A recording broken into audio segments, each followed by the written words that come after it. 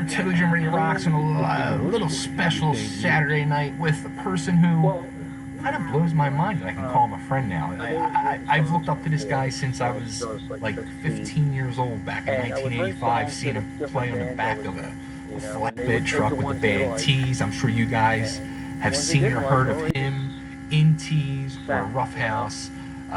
He's the one and only Mr. Dave Weakley. Dave's got a solo album that comes out actually tomorrow. So I got to sit down the other night with Dave and talk with Dave about the solo album. We talked and talked and talked about the solo album. So you're going to hear all the inside dirt, scoop, info, and actually a couple tunes off the solo album too at the end of the interview. So without further ado, let's get into it. Here he is, the one and only Mr. Dave Weakley. So everything is right away, and just having the luxury of recording in my house anytime I want, or whenever I get an idea, or whenever I need to, has changed writing for me dramatically. Changed the whole process of writing a song. So I'm thankful for that technology. That's wild. Now, how long have you had the studio in your house for? Is it recent or? Well, I mean, it's not like it's not like you have a control room and all this. I have an area that I carved out in my basement, and that's where everything is, and that's where I work. Believe it or not, I also work in the car. So, what's crazy is, we used to make a cassette and then go out in the car and listen to it to see how it sounded, Right. When you're in the recording studio, let's see what it sounds like in your car stereo. Now, it's like I could bring my computer out to my car and I could actually tweak it to sound good in a car stereo. So that was kind of weird. But I actually couldn't, there were some frequencies that were just too high and too low. And I came out and I sorted through it in the car, and I actually kept it, So, and I did a lot of I did some recording in my yard, outside. No kidding. And so, it's just awesome. The whole technology, the whole technology of being able to record at home. The only thing that suffers, of course, is it's digital. And I use almost all analog equipment, as far as guitars and bass, but and my voice, of course. But I try to use as much analog equipment as I can, because it's different. It's a whole different ball game. But digitally is convenient, punchier, So now, you played guitars, you played bass on this, you sang. Did you do drums too? Yes. Well, I had some help with the drums. The drums are different drummers that are in. They're actually in my recording program.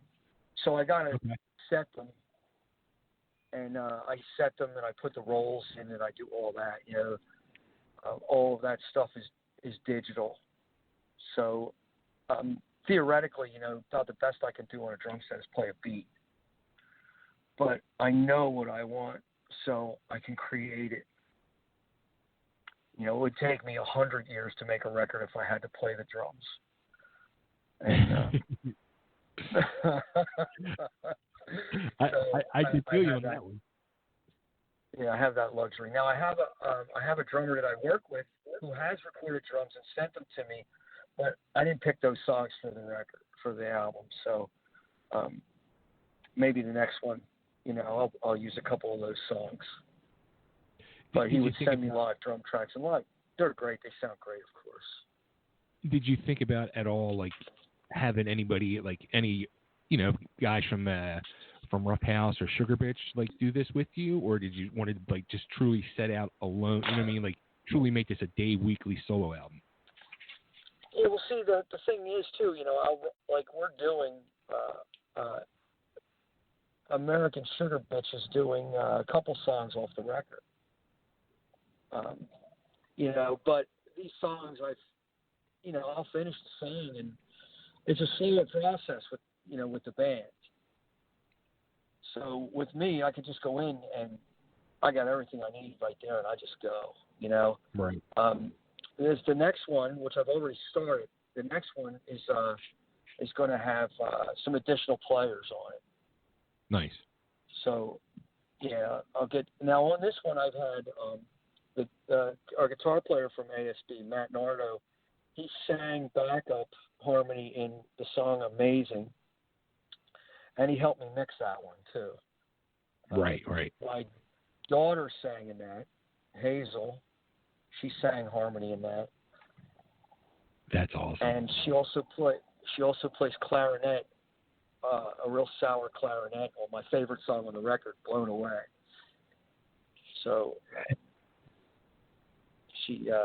they're the only two people that I got to help me with it. I was going to say, well, what was that like? Because I saw you had in the notes about Hazel helping you out there. I was like, what was that like, having your daughter kind of be like your little assistant there for this? Yeah, well, 2 years ago, I played the music for Everyday People. I recorded it, and I had her sing it for a diversity project for school. And she was out of key, and I would tell her you're out of key. She would get mad at me. I'd say you're out of key, and she would get mad at me. She even cried once. I felt horrible. I felt like, it was awful. But anyway, she got through it, and she drew all these pictures, to go along with the song, and Sid made a video of it, and we entered it in this contest for school, and she won first place. So it was a big deal, She won some money, and she's got to stand up in front of all these superintendents of the school district, and it was a big deal. So she knows the process of, riding somebody's ass so they do it right. And it was mostly for guitar parts and some vocal parts, like Hazel, you need to listen to this. What do you think of this? And she'd be like, well, why don't you try this? And so she was very helpful. And, surprising for an 11-year-old, but she gets it. She would run the machine, so she did good. Do you think you see her or Oliver following in Dad's footsteps? Well, they both play clarinet, and she's an okay clarinet player. I gave her bad notes to play on that song "Blown Away," on purpose. I don't know if you heard that one. It starts out with sour saxophones. Yeah. So I gave her the notes to play on that, so to get that effect, and she did good. That song actually reminds me. As she could be. That song actually reminds me, like in the beginning, of something like out of a Rob Zombie movie. Yeah, well, that song's that's my favorite song on the record. That's the song that's most personal. Well, they're all very personal, but that's the one that in all my life, you always tell the story with the lyrics, and I feel like something off my bucket list. I told this story with the music, so it starts out horrible, and that's how I was. I was horrible. I was in bad shape, and I had some things going on in my life, and as the song goes on, everything goes into key and everything's in, in motion. But at the end of the song, it comes back, but it's not as bad. So, it's, I'm not quite where I want to be, but I'm better than where I was, So Sure. That was kind of my message there. And the song itself starts out like, what the hell is this? And I'm about that. I like it. So I was real happy with that. Now was that song one of the newer songs you wrote, or was that something that you had for a while? That was in the past like 2 years, I think. Maybe year and a half, 2 years. That song. That one came about, and like most of these songs. Well, I'd say like maybe 80% of them start. I write on the piano, so that one started on the piano. I was gonna say, that's where that's the piano on its album. You do it all, Dave. I'm a little shocked. Well, what I do with the piano, I'm not a great piano player, but I write the parts, and it might take me 3 weeks to sort it out, to be able to play it, in time and good enough to record it, to put it on a recording. It might take me 3 weeks to learn that part, So then I'll record it, and then like a month later I'll try and play it, and I'll forget what I did. But I got it on there, So as soon as it goes live, I could just send the guy the piano part and say, here's what you got to learn. And then you got to go back and relearn the songs yourself too. Yeah. Most of them I can sit down and play, but some of them, are a little tricky. Some of the older ones, I'm like, oh my God, I can't believe I did that. How did I do that? And got to learn it all over again. And that's one of the, that's one of the things about recording when you want it. You got to. I didn't use any I don't know. There's all these different tools you can use too. Like there's like a tempo thing that'll lock your tempo in, and there's you can sing and you can control your voice to keep it, pitch control and all that. I didn't use any of that stuff. I tried to keep it as old school as I could and do it the right way. Why fake it? And there's organic parts in it too. I mean, if you listen to Neil Young's Harvest album, there's a part on there where he puts the harmonica in his mouth. You can hear the whole thing rattling around, the whole stand and everything. And they just liked to take so much, they kept it, And I took that approach. It's like, if I like to take it, it felt good, I'm going to keep it. So some of those songs I sang only once, even if they're a little rough. I'm like, man, that's right where I want it to be. And some of them I sang 60,000 times. So, Now, how about Little Red? Was that about your children? That's about my kids. Yeah. They there's things I tell my kids: be strong, be smart, be fast, and be happy. And it's about looking around and seeing all these things that everybody has, but you can live in a box. If you're happy, it doesn't matter. Right. So that's what I try to instill in them.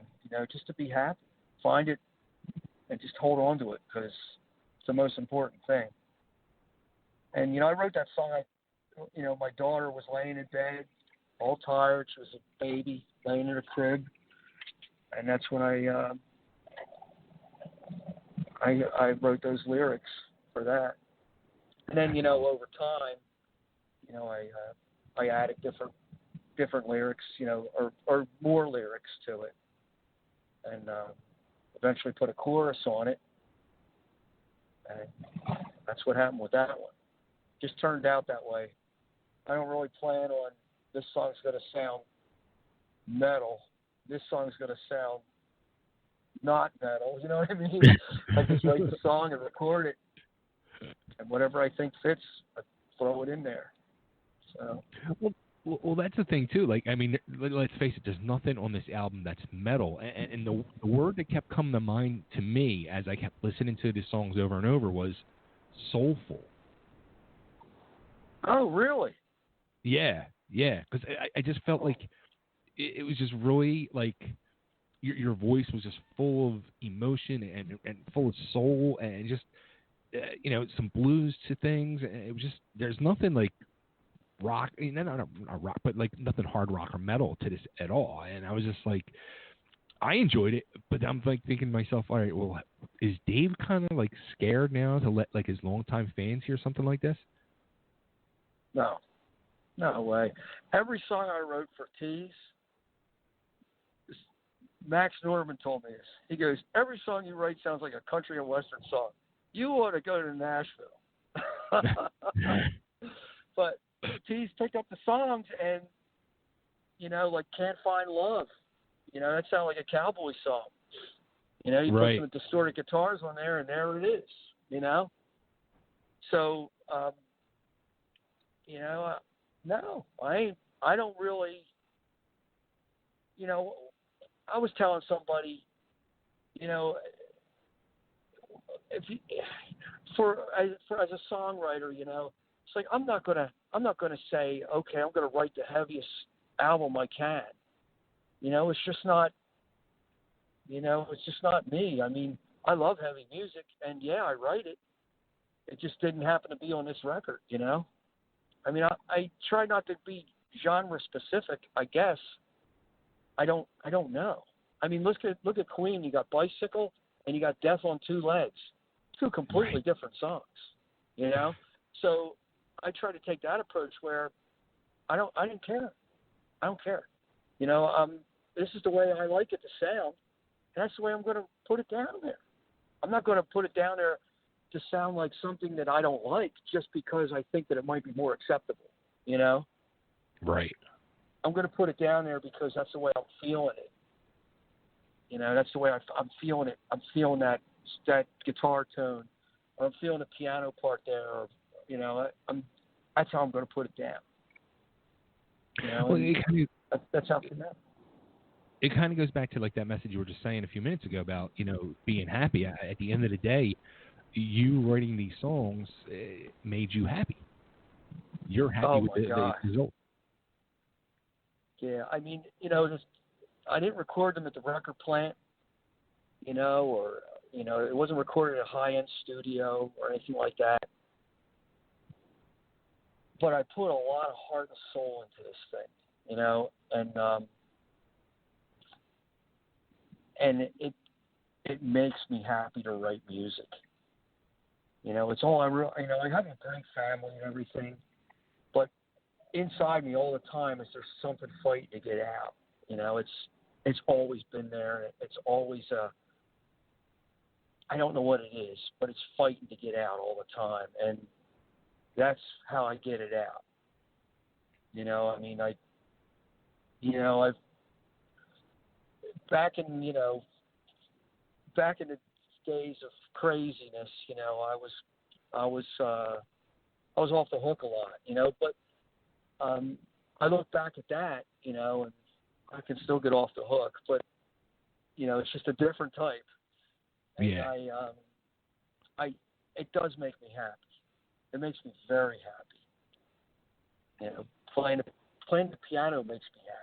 Playing the guitar, singing a song, or writing the song makes me the happiest of anything. Of anything that I do. That's awesome. That's I'd like to hear that. Do you think that was also? Do you think that was also like a reason why you went like so personal on this album with the lyrics and everything? You think it's personal? Well, do you think that's why, like, the how you're saying how songwriting just makes you so happy? Do you think that's like because this is the Dave Weakley solo album? So do you think that's why you wanted to go more personal with, go deeper with the lyrics and everything to be more, coming from the heart truly and not where it's like a Sugar Bitch song or Roughhouse where it's truly. Yeah, I mean, it's not about punching somebody in the face, It's about trying to get clean, It's it's not about, you know what I mean? It's about I don't know what it's about, but it's about me, And I'm fortunate. I'm blessed to have this passion since I was like 14 or 15 years old never ever go away. Never let up, you know, and never let me down. You know, it's something that, you know, it's all mine, you know, and I've stated this before. It's such a selfish thing for me. It's terrible. It's like, I don't care. I don't care if it sounds a certain way or anything. I have a way that I want it to sound, you know, and I love to listen to it. Like I'll listen to it all the time. Bay, it's like this.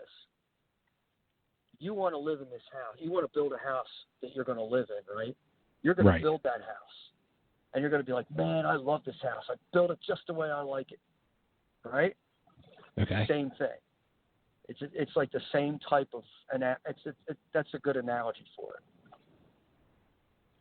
You're so building yeah, it makes the song me happy. where you want it to be. What's that? You're building the song for the way you want it to be. Yeah. Now, granted, everything was by me. Next time, and maybe, who knows, but everything was by me. Would I have, and I struggled a lot of parts, things that, I wasn't capable of, I became capable of, Like, I'm not going to get somebody to do that. I can do it. And I would stay up for hours and hours and hours till I got it, and then I finally get it. Like, holy crap, I got it, and I would do it. So once that started to happen, and that's recording at home, once that started to happen, it's like, well, I'm going to do it for everything. So there I am, oh, I know I don't have to get somebody to play that piano part. I know I can do it. I just got to keep going until I do it. So I'm playing a video game and getting to the next level. Right. You just keep going until you get there, and it's always been like that for me for playing. If there's something I can't play, which there's tons of things I'll never be able to play, but if there's something that I really like and I want to learn how to play it, or a part that I have in my head that I can't play yet, and that's the frustrating part. Jimi Hendrix, he could play everything in his head, I can't. I got to figure it out and then learn it, so, but I still have it in my head, which is halfway there,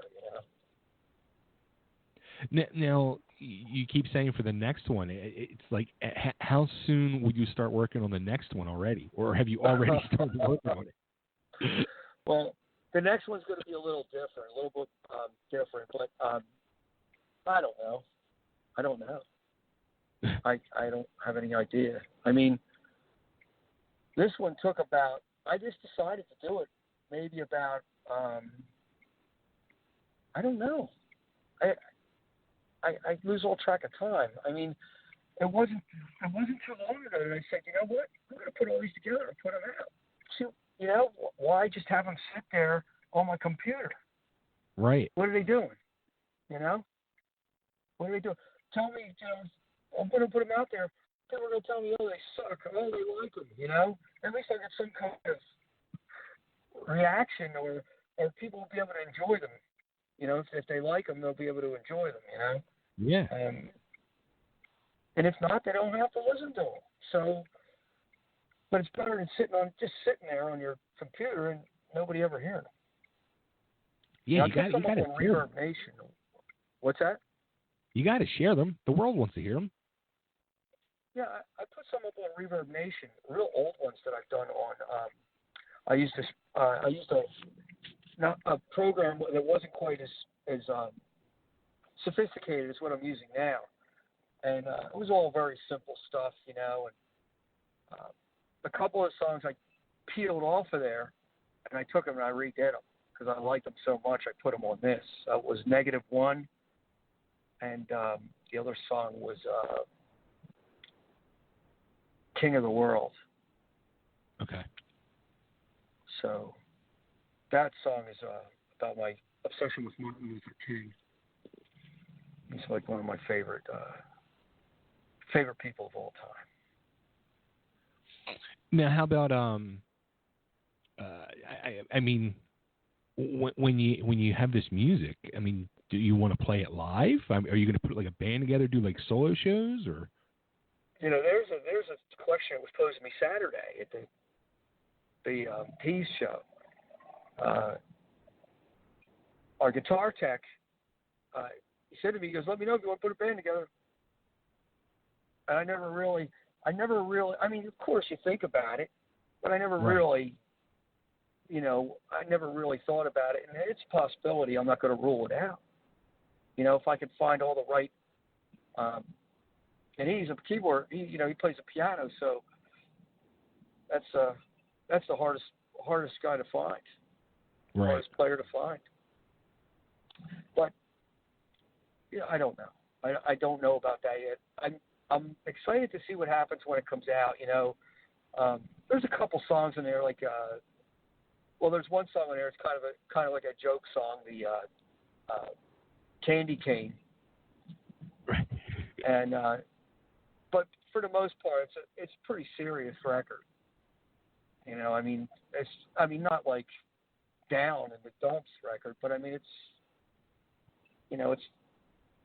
not it's not like let's party all night record. You know, like I guess what I done in the past.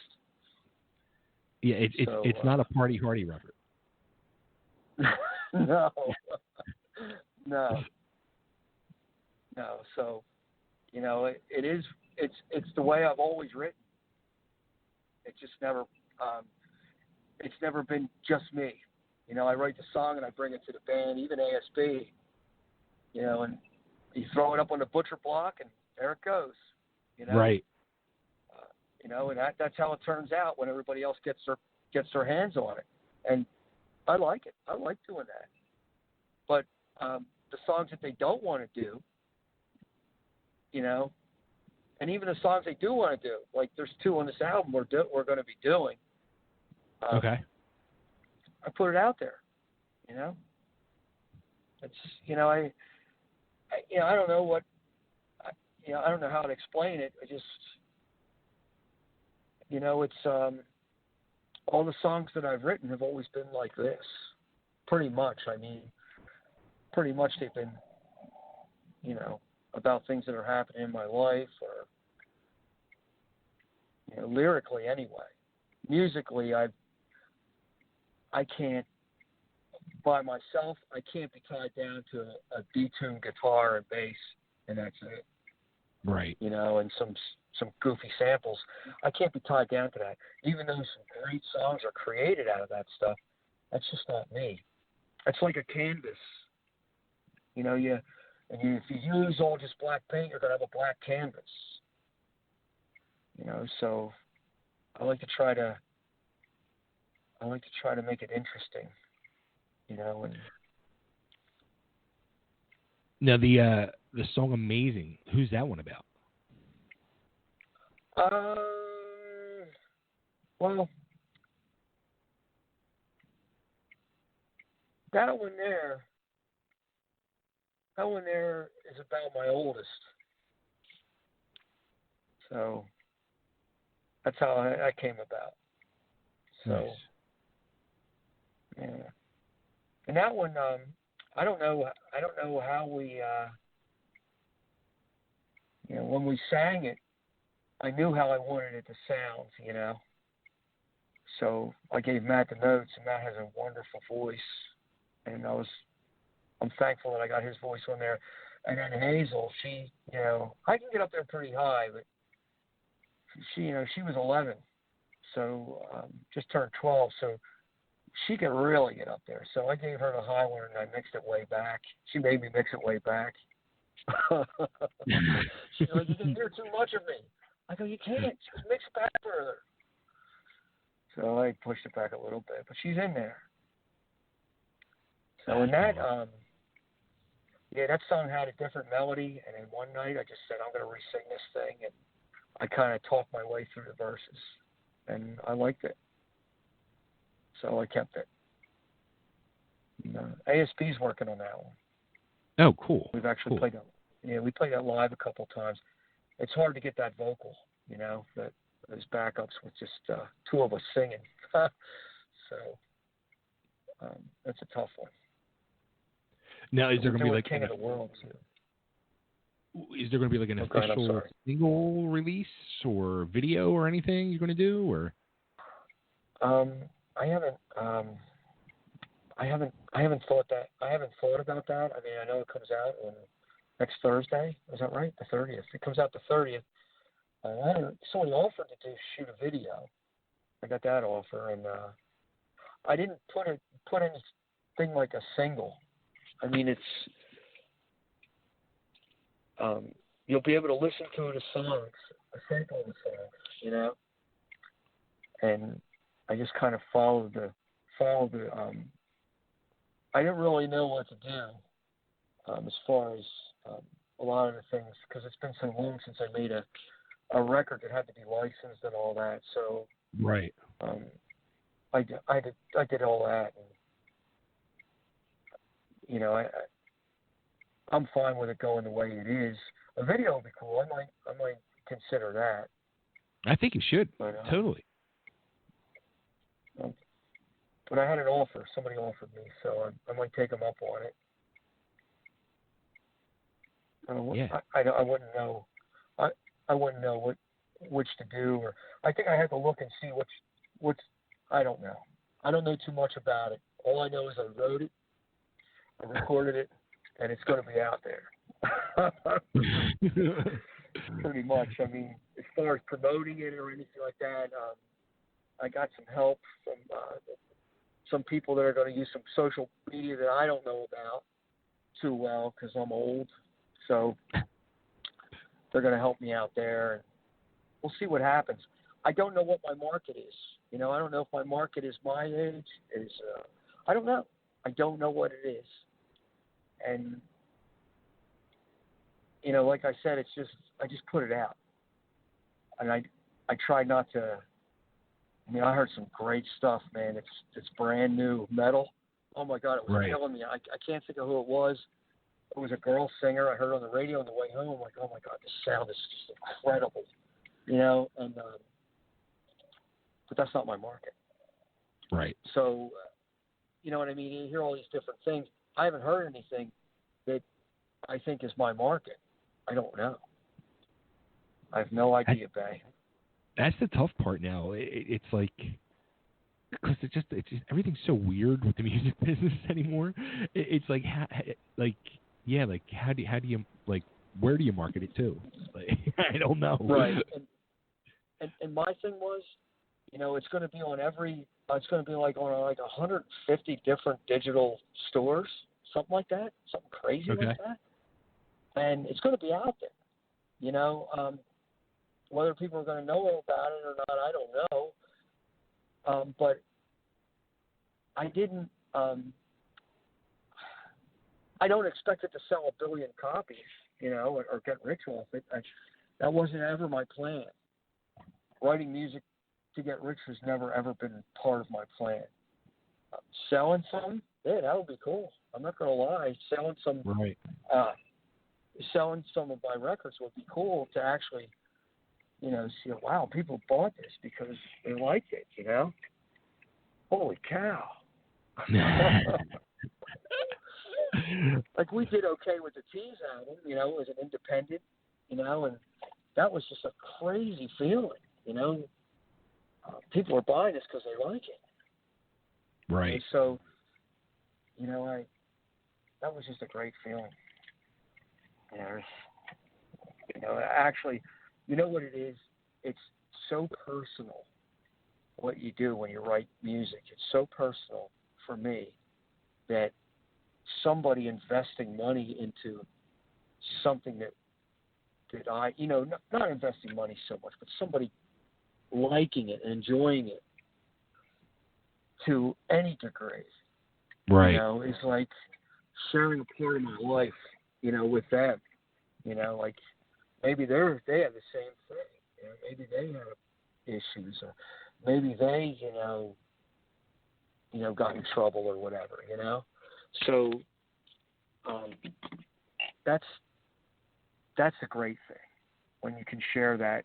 Like with the Teeze or Roughhouse album, you know, people come up and some guy wrote me on Facebook. He goes, man, he goes, I can't wait till this comes out. He goes, your songs have got me through so much bullshit in my life, you know. And I'm like, holy cow. I'm listening to stuff that I wrote. And he's actually listening to it and relating to it, you know. And it wasn't really my purpose, but it's like an added, like, wow, you know, this is awesome. You can relate to this feeling. And I can't put my finger on it. I think that's what, you know, I said it is selfish for me, you know, and when somebody else enjoys it, it takes the selfishness away. And I don't feel quite as bad, or not as bad, but I don't feel bad about being selfish about my music. It's my personal music, you know. Right. And I can't feel selfish about it. Well, I can feel selfish about it. I mean, without feeling like an asshole. So, I'm talking in circles now. So. Well, I mean, it sounds like too, like with you doing this, like releasing your own solo music, and you know, we talked about like doing another one already, and it sounds like this could actually like open the Weakley floodgates. Like you said, you have all these songs just sitting on your computer, like. I have. I got a lot of stuff. Yeah. I mean, you don't know, like you're saying, like you don't know who can touch a person some way, and just to be able to share the music with you know, friends, fans, etc. Like, yeah, it's got to be pretty mind blowing. It is. It's cool. You know, it's like you know, I don't care about a lot of things I used to care about, you know, and you just get to, I just got to the point where I'm going to put it out there. I don't, you know, nobody's getting any younger, you know, and, you know, it's not that I'm looking at my own,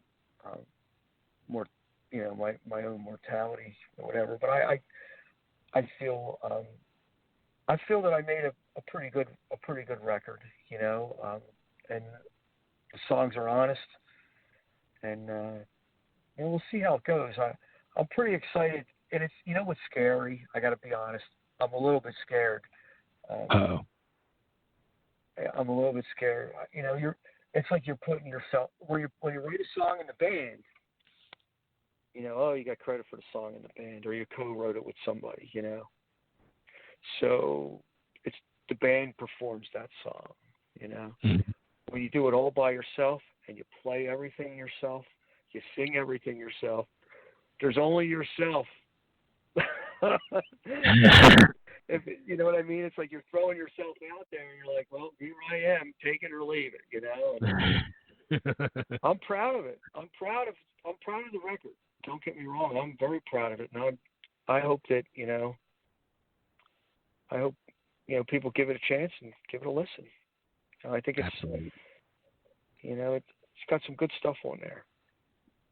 It does. I really honestly enjoyed it, and I think people are going to be like kind of surprised. They're going to like hear and learn a whole new side of Dave Weakley. Well, you know, all the guitar tone, you know, except for acoustic guitars, but all the guitar tone is right out of, out of the 70s. Right. You know, that's my favorite guitar tone. You know, that warm, 50 watt, and there, all of the, I'd say 99% of the guitars in there are just it's a SM58 mic in front of a Marshall cabinet. You know, there might be a model on Blown Away, a model amp, but for, I'd say 99.9% of those guitars are all real, and that's there was no fiddling around with them. I just put the microphone in front, got the tone I like, and if you notice, the songs don't sound the same. like it sounds like the drums could be, on another album, on one song, the drums sound different on the next song, so, or the organ sound, there's different instruments going through it. And that's because I recorded it, not in one session, I recorded it over the course of like 2 years, where, I had different things to use, and I record I record a guitar track, and then I wouldn't like it, and then I go back and record it again, so, there's different sounds on different tracks. Big time. Yeah, it's not Right. like, it's not like I went into the studio and I recorded all the drum tracks with the same sound, or I recorded all the bass with the same bass sound. You know what I mean? It's different on almost every song. The tones. So, but the guitars are pretty straight, straight 70s. I didn't really much like the 80s guitar tone. I really like the 70s guitar tone. The 80s guitar tone was the 70s on 11. Kind of thin and needly sounding, and a lot of finger tapping. And the 70s had more of a blues warmth to them, Yeah. And that's what I tried to get, because that's my favorite guitar tone. Is that tone. And of course, all the guitar tones are different on each song, because I was constantly trying to find it. When I start recording the next song, I didn't have the same settings or anything, so I just started from scratch every song. Every song started from scratch. Now one thing you didn't do was you did not do a cover song. No, I didn't. Yeah. No, I don't mind playing cover songs sometimes. It's just not my thing. I could have done a cover song, I guess, but nah, I didn't. Yeah, it's a good point. I didn't even think of that. I got so many songs. I'm like, why would I? You know what I mean? Right. So I kicked some off of this record too. There's going to be more on it. I'm like, that one's just not ready yet. And I didn't put it on there. And another one that had live drums. That one will be on the next one. That's a good one, but just wasn't ready yet. And I was tired, so tired, Bay. It's like these things gotta go. I gotta give birth to this thing. It was ready to go, and I couldn't listen to it one more time. I had Matt come over, he listened to it, and he helped me with Amazing. And I go, well, let's get together again. We'll go over another song. He goes, great. And the next night, I'm like, the hell with that. I'm just going to mix the rest of it myself, and I can't take it anymore. So I did. I went and I tweaked everything the best I could, and I didn't really master it. I never master any of my stuff. I never did. I did like a compressor at the end. That's about it. Okay. So I tried to limit. No, I didn't try to limit. I just didn't find it necessary. A lot of crazy effects. Yeah. That's cool though. I'm a little jacked up. Can you tell? It was good to see you on Saturday. Yeah, man. We had a blast. Yeah. Had to get my daughters to experience you guys at least once. Oh, they never seen us before? No. Not their thing, huh? No. I dragged them along to these things, and then I sit there and I'm like, why did I do this? Because I know they're like, kind of going through the motions. Especially the younger one. She's not feeling it. Well, we took the kids to see Kiss this year in March, and I saw them when I was 14. It was my first concert. And when they came out, my jaw just dropped, and I was like, holy shit, this is the greatest thing I've ever seen in my life. I was just so blown away. I watched Hazel and Oliver, when Kiss came out, when we saw them in March, they had the same look on their face. They were just like, what the hell is going on? And, it's like that was like one of the high points of my life right there. That's cool. It was awesome, just seeing their faces. Yeah. Music's awesome. It's weird. Like awesome. the one band or person that I've taken them to see that they really got into, and I've taken him now every time he comes around because they just became big fans, was Alice Cooper. Oh, yeah. I've seen Alice Cooper once in my whole life. Oh. And, oh, my God. Awesome. We played with Michael Bruce once, years and years ago. Really? I was in this band, some guys, and we opened up for Michael Bruce. It's pretty neat. Oh, that's awesome. The original guitar player from Alice Cooper band. Yeah. I'll tell you what, you want to read a cool book. What was his bass player's name? The original bass player. Oh, I can't think of it. I should know this. I forget his name. Yeah, but he wrote a book that is amazing, telling the whole story of the whole rise and then the fallout and everything. It was an amazing book. Yeah, it's just so crazy what can happen, craziness. The music Alice business. Cooper's a good dude. Yeah. He's a good dude. Yeah. So, I think Rex toured with Alice Cooper before. Oh, really? Good guy. Yeah, Michael Bruce was a nice guy, too. Now, there's the tone right there. I'm telling you about that 70s tone. It was old Alice Cooper, Easy Action, and Love to Death. Mm-hmm. Yeah, I got that on vinyl. I was looking at that the other day. Classic. Some old Alice Cooper, yeah. And that's where my main influences are. Is there, Bowie and Alice Cooper, and even old Genesis. Believe it or not, that's my that's where I learned on. So awesome. That's where all that stuff comes from. So, did I send you all of them? Did you get all of them? There's 9 of them. You know what? There's one I think I'm missing. I'm missing Taller Than Trees. Oh. Okay. I'll send that to you. Yeah, that's a good one. Well, they're all good. To me, they're all great. Yeah. Everybody's like that. Why would you write a song if you didn't think it? You know what I mean? Oh, I wrote that song. It's awful. Nah, I can't. Not my lifetime. You write and you put so much into it. You make it the way you like it. You think is good. So. Right. I think they're all good in their own way. I think it's going to grow. I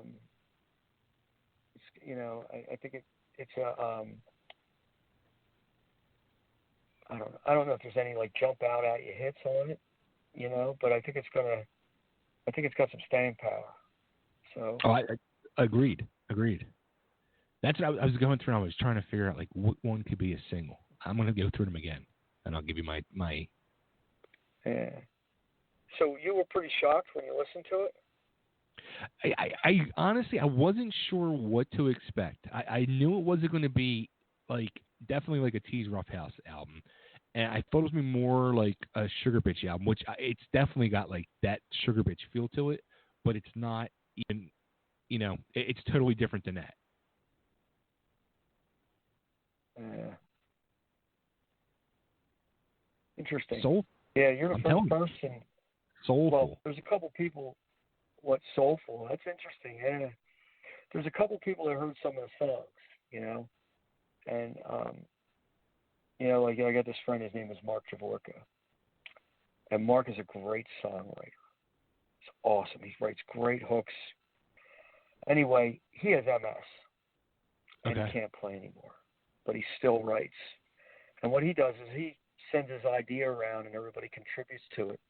Sends it back. He gets it back, and He mixes it as the parts come in from different places, and then he sings. So, that's a never say die spirit right there. The guy can't play anymore, and he's still recording songs left and right.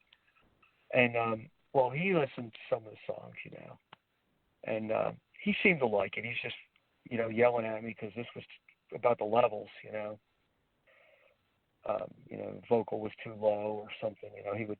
He'll tell you right out, you got to fix that. That's just garbage. You got to do something with that. But he listened to it. My kids have heard it. And everybody in the house has heard it 1,000 times because I'm working on it, at all different times. I'm surprised you don't hear a video controller in between some of those things, But because sometimes I actually record it when they're in the next room playing video. I'm actually in that room, singing. I make them turn the volume off, and so I doubt there's anything on there, but nobody has really heard it. Nobody's really heard it yet, and that's why I say I'm a little nervous. Like people are like, what the hell is this? So that's it. That's what it is, And the next one I'm not going to make, I'm not going to make for any reason either, I'm just going to put my head down and not try to, not purposely, I'm not purposely trying to not categorize it or put it into a certain genre. I'm not purposely doing that. I start the song and that's how I feel it and that's how it comes out. And that's the greatest freedom, Bay. It's the greatest freedom. It's like, it doesn't fit the band. Well, I don't care. I don't have a band. There it is. There's no, okay, it doesn't fit the band. I'll keep it for myself, and I have so many Teeze songs I wrote, they just didn't fit. Lots of them. Some of them we even recorded. We recorded one. We spent a long time recording it. It didn't fit, Another one, Louie and I started putting together, didn't make it. Almost made it, but didn't make it. So, there's those type of songs, man. It's like, hey, something isn't right here, So they're good songs. So they're the ones. And if they don't fit in any genre, it's because nobody told me they don't fit. But that's the cool thing about being able, with just being able to make your own, you know what I mean? Like, record your own music it doesn't have to be any genre now. You can just write from the heart what you're feeling and what makes you happy, and you can put it out there. Well, yeah, I know there's certain pools of people who buy certain types of music. It's not like this is a jazz record or a blues record, or a country record by any means, It's a rock record, but there's I had to categorize it, right? When I was going through the licensing and all that stuff, right? And it was I click rock, right? And then they say, okay, well, you got to tell me what kind of rock is it. I go, what do you mean? They're like, you got to pick one of these, and there's I swear to God, there must have been 60 different categories. I'm like, are you kidding me? No, you got to do it. What the fuck? This is the craziest shit I ever heard of. So anyway, I did it. I just picked some shit that, whatever, I don't know if it makes any difference or not. I was going to say, there's probably even ones out there that don't even know what they are. Yeah. I'm sure some of them didn't even mean anything. They just had them there as choices. Who knows? But that's the way it was. So it's not. It's a rock record. I'll give it that. It's not a jazz record. And I'm excited. I'm very excited for the 30th. Believe me. A lot of people hit me up. Oh, I can't wait to hear it. Can't wait to hear it. So we'll see what happens. There you go. So now, where is it going to be available? You said it's going to be available on all digital outlets. Yeah. Yep, everywhere. iTunes, Amazon Music, YouTube Music, Spotify, Pandora. That's all the ones I really know. But there's going to be like anywhere else that people go, it's going to be available on there. You can get it through there. So, Nice. and you know what's cool about it? It's not expensive.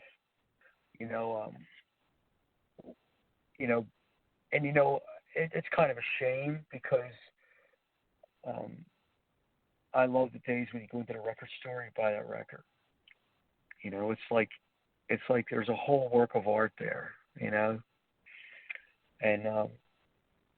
you don't have that expense now. You make Right. a cover, and there's the cover. It's up on the screen. People see it. There's the cover. Oh, that's a cool cover, Dave. But they're not holding the album cover. You know what I mean? But that, of course, helps with the price. So, it's a good. I think that's a good thing about it. That's one of the few good things about it. Is the and the accessibility. I mean, you could buy it on your phone, or anything. So, hopefully it'll do well. But even if it doesn't do well, I'm not going to get kicked off the label. So that's another one for sure. They can try, but I got a deal. So I got a deal that they're not going to kick me off after the first one. So at least that's what they tell me. That's awesome. That's funny. So no matter what, there's so going to be a second one. Yeah, I mean, there'll definitely be a second. I don't know when, but I would like to, I would like to see how this one does and get people, get their thoughts on how it is, There's guys out there that actually test market songs and they test market the song. So I maybe I'm too XPN for that. I don't know. It's I find that kind of strange. Did you ever expect to hear yourself say that? You're too XPN? Well, I mean, for the market, the way it is. I mean, I'm not going to say who it was, but I know that they send out these songs and they test market them. And, people pick which ones they like, and they're the ones they make the hits or the singles, or they're the ones that they. And of course, they're in it for the money. I understand it. They're in it to make the most money. But from an artistic standpoint, from a songwriter standpoint, it's like, did they test market Heart of Gold, or did they test market,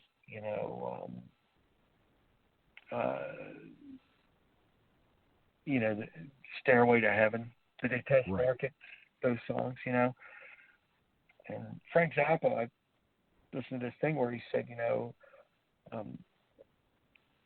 we have it easy, we make the music. The executive says, okay, let's throw it out there and see what happens, And then the young guys that were listening to the music became the executives, and they're like, no, it's got to sound like this, it's got to sound like that. It's the guys that don't know what they're talking about put the music out there, the executives.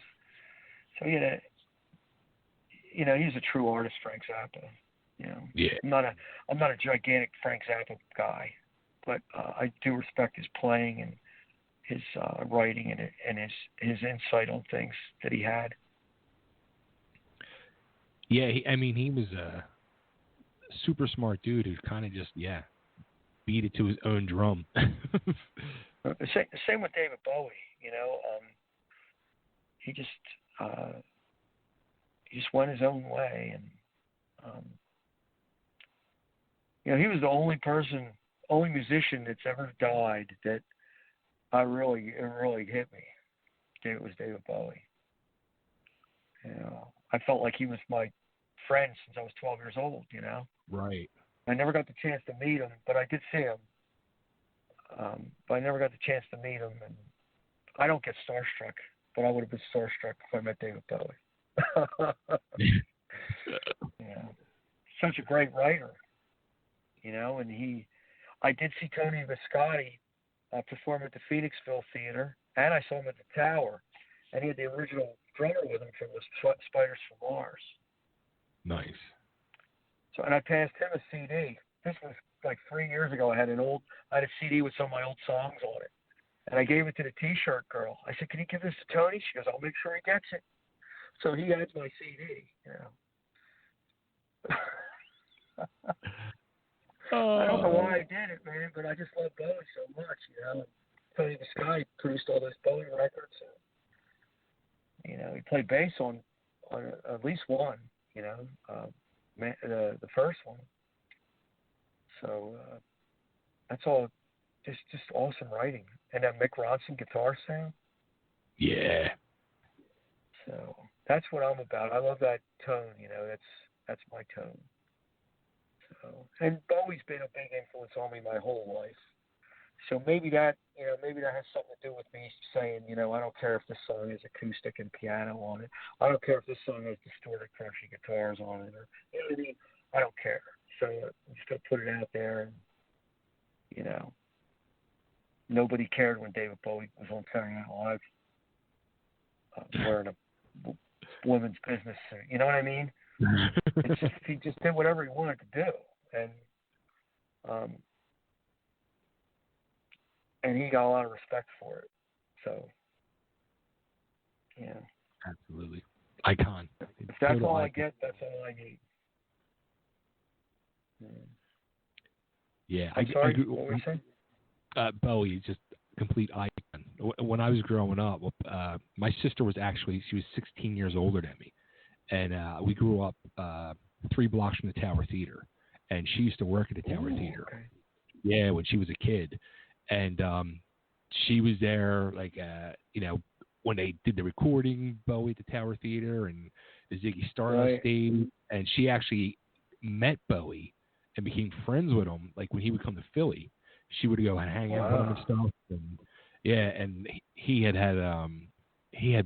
bought her flowers one time, and she used to have all this stuff hanging on the walls from him.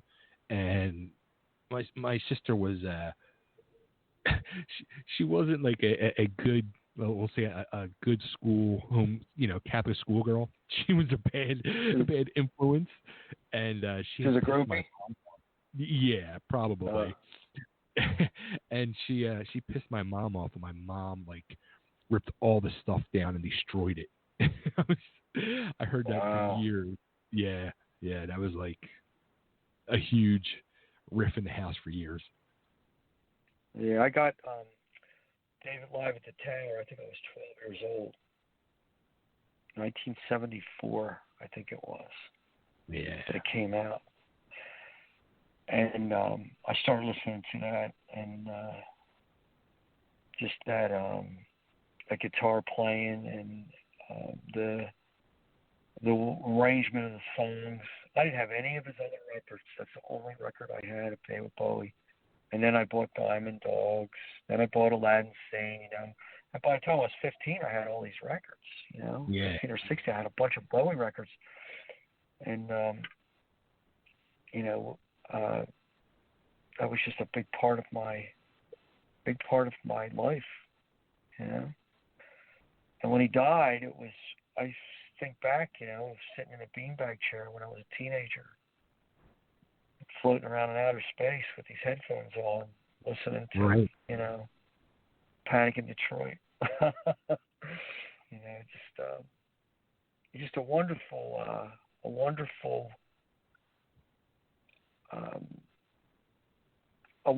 person to have to listen to. I'm fortunate. I think we're all fortunate to have David Bowie's music available to us. Agreed. Yeah. Agreed. He was big influence. But maybe that's, like I said, maybe that's why I just go all over the place with this stuff. He was all over the place. He was. He didn't stick to one. He kept changing through the years. Yeah, class act. Nice stuff too. Like Scary Monsters had Robert Fripp all over it. Robert Fripp was that great King Crimson guy. Him and Adrian Blewett. Robert Fripp had this crazy style, and he just blasted all over that record. It was just wonderful. Scary Monsters. And then Earl Slick on the now I know Golden Years.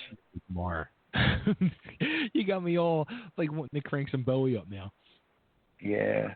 Station to Station has Earl Slick all over it. Earl Slick was real young when he did that. Songs like Stay. Stay's great guitar work on there. And Earl Slick is on the Bowie Live at the Tower. All over that record. Herbie Flowers, bass player. There's a story about that Bowie didn't tell him they were making a record. And the band showed up. They made $75 a night. And the band showed up, and they seen all this recording equipment. They go, "What's going on?" They're like, "Oh, David Bowie's going to record this for a live album." Like, the hell he is. He didn't tell us. So they wanted more money. $150. Because they wanted a bonus for these 2 nights. And Bowie's like, he didn't do anything to the very last minute. He signed the paper. And I think it was Earl Slick, maybe. So I forget who was talking about it. But they talked about one of the musicians. They said you could hear the tension in the music. So everybody was just so freaked out. He waited to the very last second before they went on stage, before he signed the deal over, and said, "Okay, I'll give you $125 for these 2 nights," or something like that. And that was it. Holy cow! It was, yeah. So, one part of me says, well, maybe he just didn't want to pay him. The other part of me says, well, maybe he was waiting to do that to get that tension going, Right. But, it's just a wonderful record. Oh, my God, it's awesome. Those guitar solos are so angry, and everything about it. It's perfect. It's a perfect. If I could do a live record and it sounds half that good of sound, holy crow, it'll be awesome. But maybe one day I'll play this record live. Who knows? I think you should. Yeah. It's a different animal. I agree. But it is what it is. I'm proud of it. I'm looking forward to people digging into the lyrics a little bit and figuring it out. I think it's more of a figure it out than there it is. It's usually a slap you across the face. This is a figure it out. More for me anyway. Well, I totally think you need to at least one show solo to play these songs. Yeah, well, you might just talk me into it. That was simple. I don't know. Yeah, I don't know. I'm thinking about it. There's a thought. I got a lot going on now, but it's a thought. There's a lot of work. And you can also throw a David Bowie cover in there as well, just to complement your own. Could. ASP is doing we're doing like a private benefit for a girl who has cancer, and we're playing all cover songs there. We're gonna do some Bowie.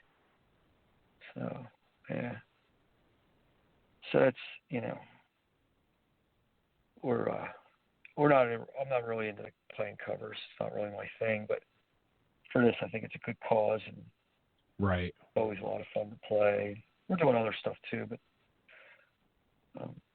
I'm comfortable singing that and playing it. So I get to play I bought a new piano, so I get to play my new piano. So will there be any new American Sugar Breaks music? Any new Roughhouse music? Well, Roughhouse isn't working on any new music right now. We're gearing up for October.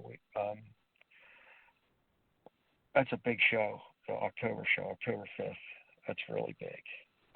That's the Forest Lodge in Sellersville, right in our home area there. Yep. And the tickets, can I pump this one? The tickets go on sale July 6th. They go on sale July 6th. You just look at the events on Facebook. Look at Teeze, Roughhouse, or whatever. You'll see the event. It's the tickets go on sale July 6th, and we think it's going to sell out pretty quick. Nice. So the only place you can get tickets is online. I don't have any other way of getting the tickets. But we have Sean Gilmartin, a Lansdale guy, has a band called The Program, really good band. And some of my favorite guys Teeze used to bring out on the road with them. Then they played covers. They're called Trickster back then, but they're not that Trickster. It was before that Trickster. But they're called the Defiance. And these guys are awesome. I don't like I said, I'm not a cover guy, but I'll go see them anywhere. I told the guy at the truck, you got to have them, and he got them in and he loved them. They're Black Sabbath, Iron Maiden. They play some great Deep Purple, Perfect Strangers, No, cool. Everything is right on, and they're just a wonderful band. I've known most of these guys in the band since I was a kid. I jammed with them when I was 14 years old. So, it's good that we're all going to be together. You know what I mean? They all That's know cool. us, and we all know them. So, there's 3 bands, and July 6th it goes on for that. And ASB has a show in August. I think it's the 22nd in Green Lane. That's on the events thing too. It's a motorcycle event. Okay. So we got a couple things. I used to play all the time, play live all the time, and when I was home, I would write. Now I'm home all the time, and I write, and I play out once in a while. You know what I mean? Sometimes, So it's kind of reversed to what it used to be. I was out more than I was home. I'm home way more than I was out, but that gives me more time to create. And I'd love to tour. I would take a tour, but at the same time, I'm extremely happy doing what I'm doing. If that opportunity ever came my way, I had to weigh it out. But I'm really happy right now. I'm in a good place, Bay. I was a little shocked you just said that you would take a tour. Oh yeah, I would take it. Whatever band, I would take a tour. Yeah, if everything worked out, I would take one. And why not? As long as it's not like an 18-month world tour where right. I'm not going to come home for 18 months, My son will have a beard when I come home. but yeah, I would take a tour. It would be fun. Interesting. What do you got? What do you got in life, right? That's true. All you got is memories. When you're on your deathbed, the only thing you're going to have is your memories. So that's all we really have. Nothing else. That's true. And there's actually a song with that on my record. It's called oh my God, I'm such an asshole. What's the name of the song? You didn't Kissed by a Ghost. Kissed by what? I'm such an asshole. Kissed by a Ghost. I sent you Kissed by a Ghost, I think. Yeah. Yep. Yeah. So. Yeah, that's a new one. That's one of the newer ones. That song. I've dove deep into some crazy shit lately. I do a lot of reading, and I'm reading a lot and just learning a lot about some of the things how or why somebody could be a racist. That's my big thing. And I've done so much research on that, and I've done these other things that are kind of disturbing, like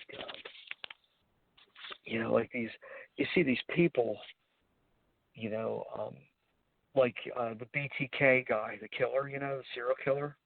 Okay. His daughter still goes to visit him in prison because it's her father. Right. And Jeffrey Dahmer's father, before he was killed in prison, his father visited him in prison all the time. You know what I mean? So that song "Kissed by a Ghost" is about the most powerful love there is. It's unconditional, no matter what, no matter what you do or no matter who you become. There's this unconditional love that unconditional means unconditional, And I read this story about this daughter going to see her father in prison, and I've never done anything that horrible in my life and never would, It's just, some people don't do that, don't do anything, and they're alienated by their family. You know what I mean? Right.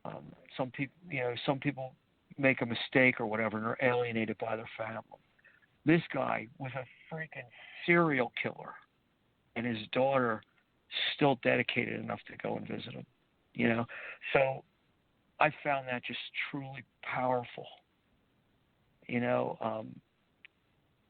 What he did was the worst thing anybody could ever do, but she can't let him go. What is that, Bay? Isn't that crazy? It's deep. It's deep. That's right. It's deep, and I read so much about these people, these parents of people that've done bad things, and how they're holding on. And I look at my kids, and I would be the same way. Sure. I mean, you have to be. I would be the same way, And that is the most powerful love there is. There's nothing more powerful than that. I mean, you're going against everything you've ever, known in your life. You don't have to agree with this person on any basis, but you're still there for them, They should be dead. They should have executed the guy. In my opinion, I hate that. Oh, I'll tell you where the body is if you take away the death penalty thing. I can't stand that. But this guy was just a terrible human being. And it's not about him. It's about that power that his daughter, the powerful love that his daughter has for. You know what I mean? So I wrote that song, about that type of thing where no matter what my kids would ever do, even after I die, at the end of the song, I die. And, wow. I'm the ghost that's still going to kiss him, So, isn't that a powerful thing when you read something like that, like the craziest people in the world, their parents are still sticking by them, Yeah, that's crazy. That's but it's that shit that makes me think. That's that whole love of family. Like going back to my sister, like my sister was she was a complete screw up, and she did many things in her life that I didn't approve of, and I just as we grew up and got older, I used to scratch my head. I'm like, how did I become the responsible, mature one? You know what I mean? She was just a complete screw up, and I didn't approve the lifestyle she lived and things she did in her life, and I used to end up saying she's my sister and I love her, but I don't, as a person, I don't like her. I don't like what she does, but I love her because she's my sister. Yeah, I got you. Yeah. It's powerful. Yeah. So stuff like that affects me and makes me think and makes me, I try to put myself in that situation, when I write about it. And just something that blew me away when I heard that, when I saw that guy's father go to prison and do an interview with him, sitting right next to him. The Jeffrey Dahmer guy, I was like, right. Holy Christ, this is crazy.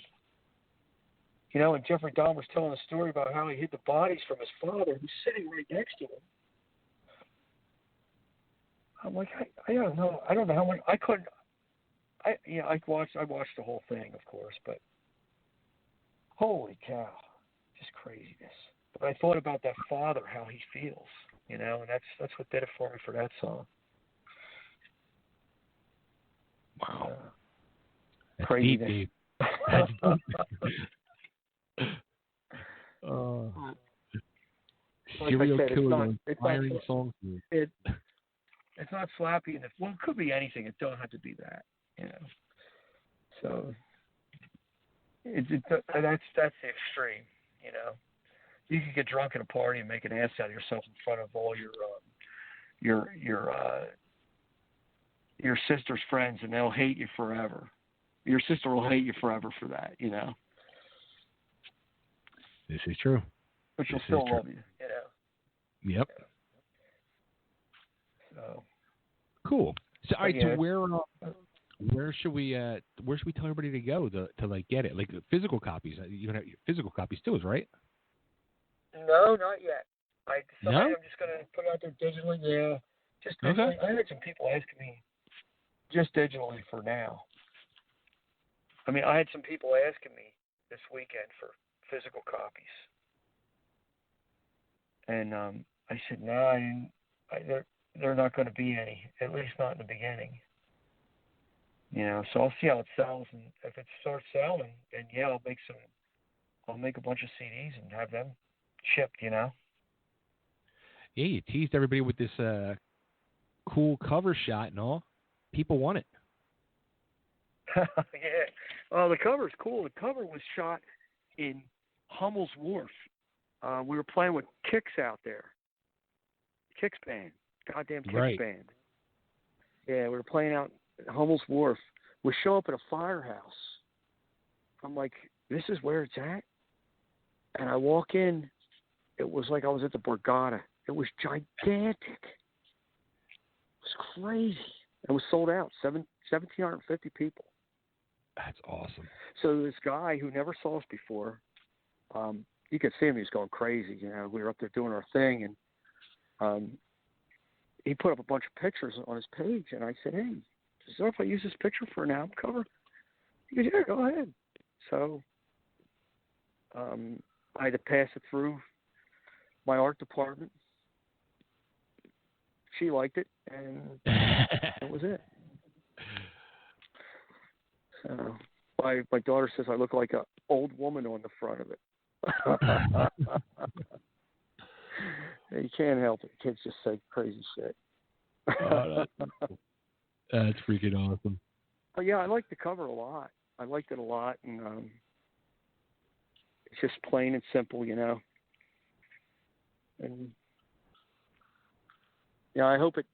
You know, it's not. I don't think it's a typical cover, so I felt good that way too. I thought maybe just a live picture on there. But I had a bunch of different ideas, and like everything, you know, I think way too much about it, and then I decide on the simplest thing. So, but I think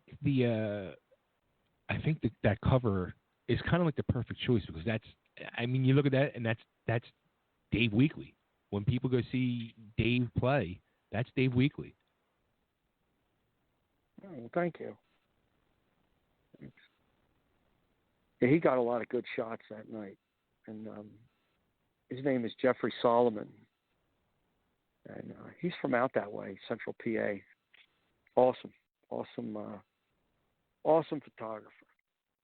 And if it ever comes out to like a CD, I have a back shot too. There's another photographer in Philly who took a picture I would use. So if it ever came out in a CD, I would, you know, I'd definitely have something on the back, or, you know, I don't know. I haven't thought about the back yet, because I haven't really decided on making it a hard CD, you know. But there's been a lot of people asking, and if people start asking more and more, then yeah, I'll do it. I mean, if people just want it that way, if that's how I got to get my music to them, then there you go, man. Whatever you want. I'll even make albums if they're asking for it, you know. You get all these decisions. Whatever they want. Live shows. Yeah. CDs. Yeah. Yeah, day in the life of me, right?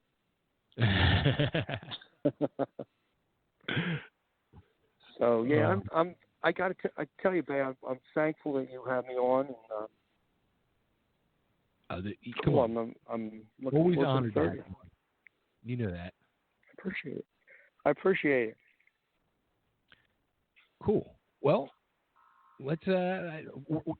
I guess everybody just needs to be on the lookout then. June 30th, all your digital music. June outlets. 30th, it's going to be available. Yep, anywhere. iTunes, Amazon Music, Spotify, Pandora, YouTube Music is another one. I have a list, but I don't have it with me. It's just a lot of different places. Yeah. A lot of different places. It'll be out there everywhere. That's all. Any digital outlet you use, it'll be there. Yep, any digital outlet. Yeah, which is very exciting. It's going to be everywhere. So that's that was a challenge with the Teeze. Back in the day, getting your record distributed was a challenge. Right. But we had it in listening booth. Up and down the East Coast, it was in listening booth. And somebody liked us enough to get us put in the listening booth. And then, what was it? Greenworld Records. They put it all over the world. So, it was a challenge, but we got it around. So. It's kind of scary now, isn't it? With the click of a button, it's boom, out there everywhere now. Oh yeah, it's gone. Yeah, there it is. It's all over the world, just one click away. It's freaking crazy. It really is. Yeah, there's a lot of crazy stuff too. Like, it's weird sending, filing up your stuff, and it's just weird. But it's good. It's very good. Cool. And I'm thankful to be alive in this era where I can do that. I'm very thankful for that. But there is an advantage too. Back in the old days, you make a record. If you had the balls to go out there and do it, and you put the time and effort into it, and you made an album, there wasn't a lot of people making albums. Right. So, that was the whole thing. Now it's everybody makes their albums, and so that's that. Here's something wild. So my co-host on my live show, Nick, he's got no musical ability at all, and he kept telling me he wanted to write a song, and his sister passed away from a drug overdose last year, and he wrote the lyrics to this song about his sister, and then turned around and he had the melody in his head, and he can't sing or nothing, but he just kind of sang the words into his computer, and he found a band in Canada and paid them $50 to record it, and now the song came to life. It's amazing. Oh, that's awesome. Yeah, that's awesome. Yeah. So it's just a weird. It doesn't. All it takes is the heart and the perseverance. Yeah. Yeah. Like the guy I was telling you about with MS. He just doesn't stop, man. He's home all day, so he's constantly writing songs all day, and he wants, he's always he's so aggressive, but he's so good. He's a good writer, and he used to play the guitar, and could play the keys and all, and he wrote a song that I liked, and he was living in Wolfsbury, and he moved back down to Lansdale, where we're from, and I said, hey, you mind if I re-record this song for you? And I said, I still want you to sing it. I just want to re-record it and arrange it. He goes, no, I don't mind. So I played everything on the song. I did the whole song. And I even paid some tribute to his guitar players that recorded it. I kept some of their leads. I played them, but I kept them the same. And then I had him come and sing with acoustic guitar. That was it. and I mixed it all, and I had him come back, and I played it for him. He was blown away. You know, it was a good feeling to do something because I know he's hurting. Right. And, somebody takes one of his tunes, anybody that contributes, like I haven't lately, but I have in the past, and everybody that contributes, to his music, he's forever grateful to. I'll send you that song too. You'll like that one. Cool. Yeah, send me that one too. Yeah, I sang a little bit of backup on there, but I just played all the instruments and he sang it by himself. So he sounds like a cross between Cat Stevens and Ian Anderson from the Jethro Tull. So like right in between there. But isn't it cool though when you have that, like your co-host there, man? He had the will. All you need is the will. Yeah.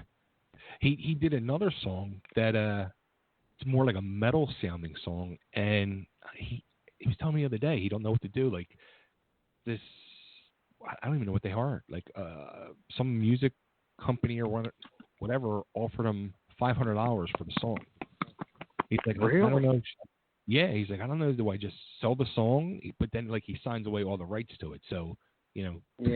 Who knows where it could end up? And he's like, I don't know what to do. Interesting. Yeah. You should publish it and, get it going. I mean, nowadays, if you write it, you got a recording of it, that's yours. Right. So that was weird for me going through the legal part of it again. It's been a while since I had to do that.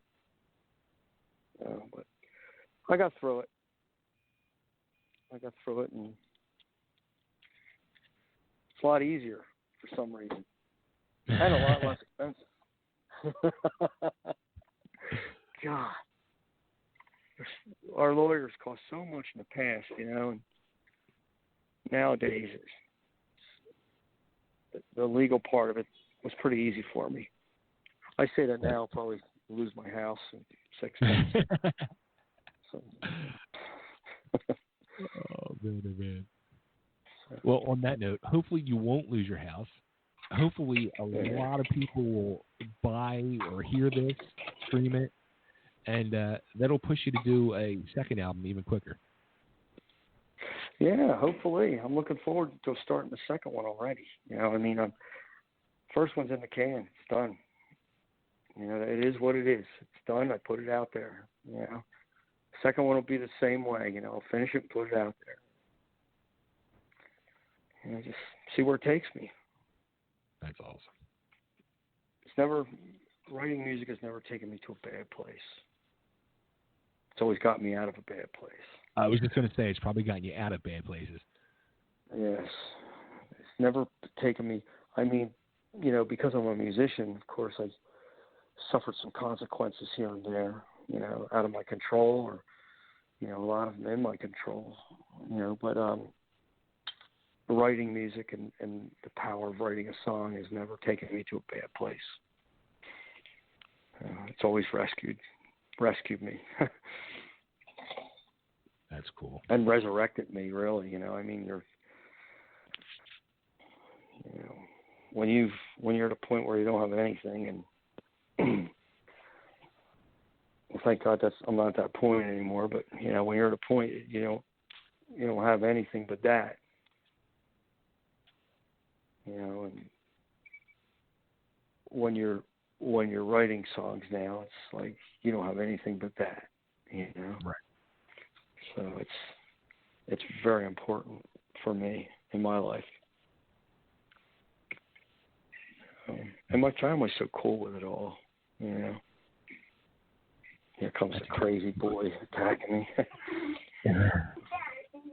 Okay, guys, I'm on the phone. I'm on the phone with Mr. Bay. Remember Mr. Bay? Hey! We're awesome. talking about the record. I told him about your clarinet playing. But Well, thanks for having me, Bay. I appreciate it. Absolutely, Dave. Anytime, you know that, man. And It's always a pleasure talking. June 30th is the date. June 30th is the date. So when does your show air? When will we be on the air? You know what? When would you like me to air it? Want me to air it on the 30th? Yeah, sure. I mean, do you edit it out? Do you edit things in it? I was going to add I was definitely going to put at least one song. I could put 2 songs too. Yeah, sure. That'll be awesome. Whatever you want to do. Let's do it on the 29th. Show is yours, man. I'll do it on the 29th. That's next month. Okay.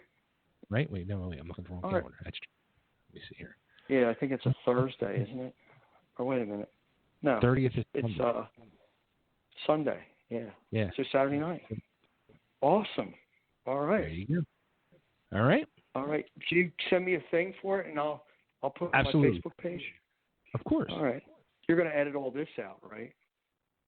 Maybe. We'll see. Okay. Well, hey, if it's not edited out, please check out my record. I think you'll like it. There you go. We won't edit. All right, man. Thanks, Dave, man. Congrats, man. All right. Take care. Thank you. You too, man. Thank you. I appreciate it. Bye. Bye.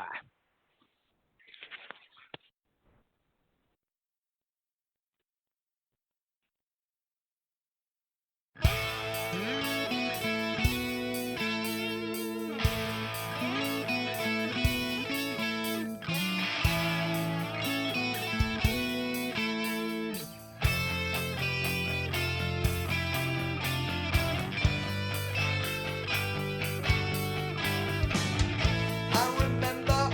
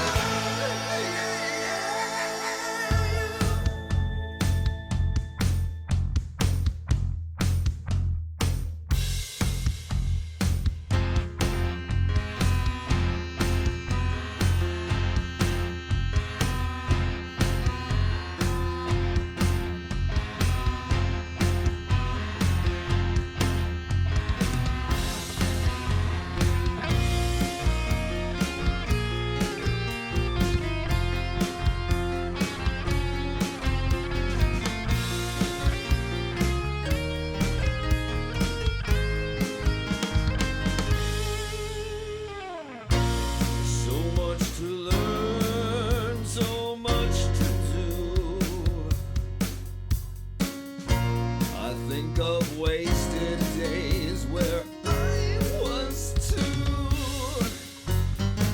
I can't get them back now. Now they're gone forevermore. So I learned to shut the door. I'm still not where I wanna be, but it's better than where I was, floating around in the cold dark night. My mother's hands, like my father's hands, are now my hands as well. All I can see is a memory I love, coming in from above.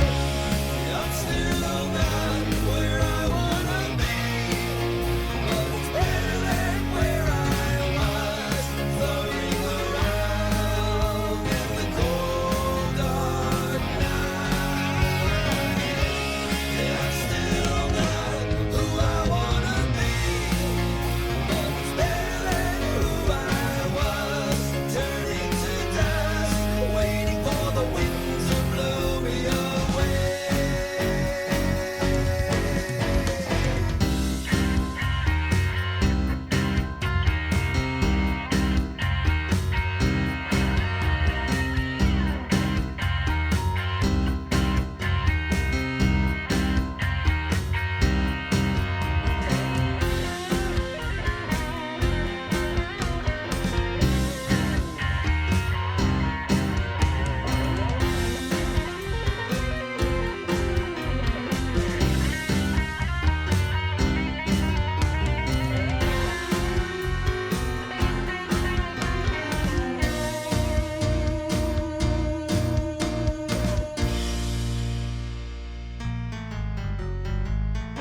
It's taken years to get this far.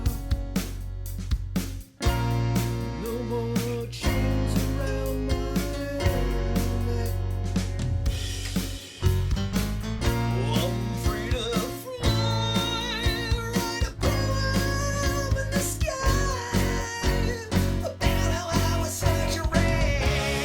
I'm still not where I wanna be, but it's better than where I was, floating around in the cold dark night. And I'm still not, and I'm still not, and I'm still not where I wanna be, but it's better than blowing away.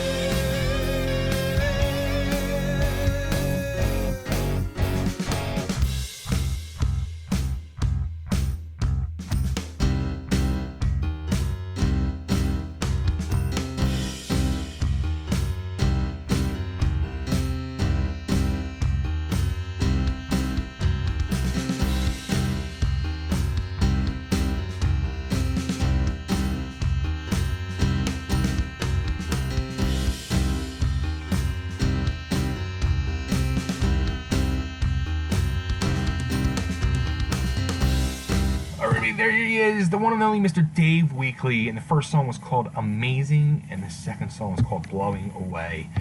Check them out. They will be available tomorrow. You'll be able to go to all the social, music outlets, shall we say, Spotify and all them fun places, and type in Dave Weakley. And there you go. Boom. New album will be yours tomorrow, June 30th. Do it. And look for Dave on social media. Just look him up. Facebook. I think it's on Facebook, Instagram, possibly Twitter. But look him up. Dave Weakley. Look me up too. Bay Ragni, Totally Driven Radio, and Totally Driven Entertainment. Facebook, Instagram, and Twitter. Like us, love us, follow us. Do it. And most of all, get driven. See you, everybody.